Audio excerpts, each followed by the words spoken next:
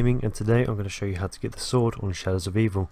Now the first thing you're going to want to do is get to a train station, doesn't matter which one, and check out the map which you'll see on the wall just as you enter. Now there will be 3 question marks on this wall and you've got to be looking at on what side they're going to be on. So let's say we're at the floodlight district, we're going to call the train and we're going to go to the waterfront, so both of them will be on our left. Now this is where the 3 codes are going to be to open up this secret door, which I'll be showing you in a bit. So right now we're going to call the train. We're going to get on and we're going to select the destination, which we're going to the waterfront like I said before. Now remember that whatever direction you're going, you have to remember where these question marks are, so it's best to check again on the map just to know where you're going and on which side you have to be looking. So again, we're looking on the left both times. These codes aren't that hard to find, you just need to find them literally for the first time and you'll remember they're not hard to see, and the locations of these codes will stay in the exact same place every game. The only thing that will change is the code itself, so you're going to have to take a photo of it or write it down on a piece of paper, just anything so you remember how it is. There it is. I'll show you the other 2, and like I said before, in each game they are always different. So again, we keep it to the left because we know it's always on the left hand side for this one, both on the left. There it is. Nice simple one. So yeah, just make sure you write this down, or if you have a good memory you can just remember all 3. It's best if one person does it rather than going around as a group, unless you've got a load of zombies, you need to keep them occupied. So the next place we're now going down to the canal, and it'll be on our right hand side.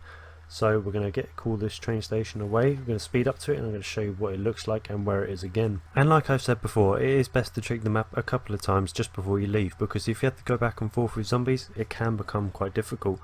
So as we speed up to this one, it's going to be on our right hand side in a small window, and it's a small round one you'll just see just there. So some of them are really easy just to remember, you don't have to write them down or take a photo like I said before, but some of them you might as well, just to play it safe.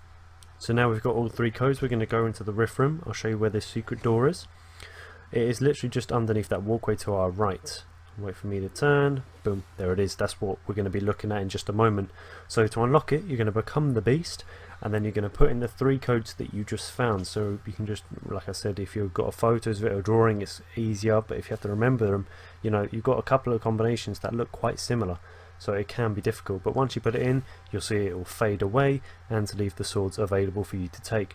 Now we're not quite finished. There are these boxes hidden around the place. There will be 4 in total around the map, I should say. And you have to collect these eggs from out of the sword that I've just done. Now we're going to place the egg just behind me in the statue, and there are going to be 4 statues around the map which I'll show you as we go along, but you will have to become the beast to break the box that protects the statue, but obviously that's nothing hard to do. Now what you're going to have to do is charge up the souls for the egg. Now to do this you literally just kill zombies and buy the egg. It is very easy, well at least the first 2 are. Now what you will find is, as you do these, you will find ones that you struggle with, or you just need to find a better route, or just anything. Get the zombies grouped up first and then go to it. Sometimes it can be difficult sitting around, but what happens is once you complete it, like I just did, you'll hear a slight noise and you'll know once you've completed it, and all you have to do is pick it up and take it to the next location. Plus the egg will be glowing if you've done it correctly.